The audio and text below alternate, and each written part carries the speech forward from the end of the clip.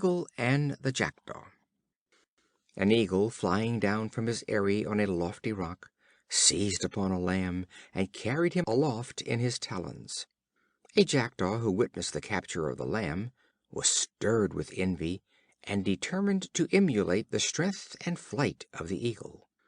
He flew round with a great whir of his wings, and settled upon a large sheep, with the intention of carrying it off, but his claws becoming entangled in his fleece, he was unable to release himself, although he fluttered with his feathers as much as he could.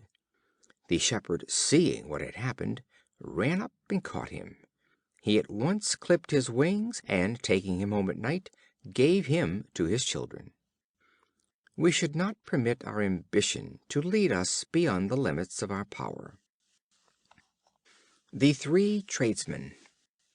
A great city was besieged, and its inhabitants were called together to consider the best means of protecting it from the enemy. A bricklayer present earnestly recommended bricks, as it afforded the best materials for an effectual resistance. A carpenter with equal energy proposed timber, as providing a preferable method of defense. Upon which a courier stood up and said, "Sirs, I differ from you altogether. There is no material for resistance equal to a covering of hides, and nothing so good as leather." Every man for his trade. The Dancing Monkeys. A prince had some monkeys trained to dance. Being naturally great mimics of men's actions, they showed themselves most apt students, and when arrayed in their rich clothes and masks, they danced as well as any of the courtiers. The spectacle was often repeated with great applause, till on one occasion a courtier, bent on mischief, took from his pocket a handful of nuts and threw them upon the stage.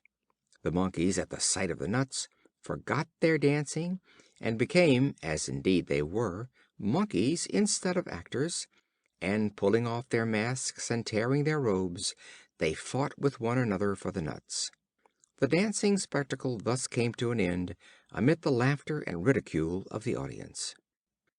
Those who assume a character will betray themselves by their actions. The Ass and the Grasshopper. An Ass, having heard some grasshoppers chirping, was highly enchanted, and desiring to possess the same charms of melody, demanded what sort of food they lived on to give them such beautiful voices. They replied, "The dew."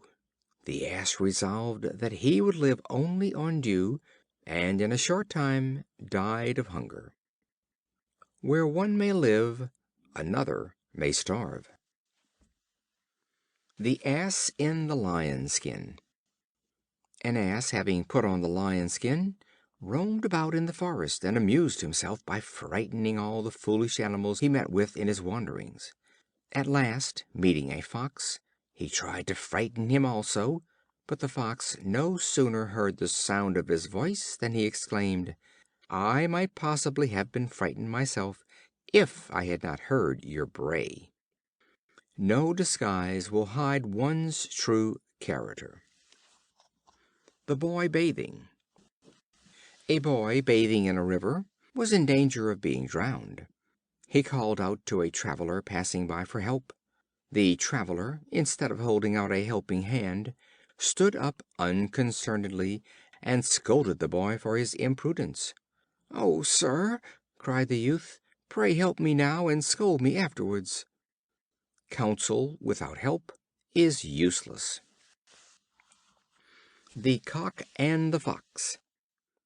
The Fox, passing early one summer's morning near a farmyard, was caught in a springe which the farmer had planted there for that end. The Cock at a distance saw what happened, and, hardly yet daring to trust herself too near so dangerous a foe, approached him cautiously and peeped at him. Reynard addressed himself to him with all the designing artifice imaginable. "Dear cousin," said he, "you see what an unfortunate accident has befallen me here, and all upon your account; for as I was creeping through yonder hedge, in my way homeward, I heard you crow, and was resolved to ask you how you did before I went away any farther. But I met with this disaster, and therefore now I must ask you for a knife to cut this string, or at least to conceal my misfortune till I have gnawed it asunder." The Cock, seeing how the case stood, made no reply, but posted away as fast as he could, and told the Farmer, who came and killed the Fox. To aid the vicious is to become a partner in their guilt.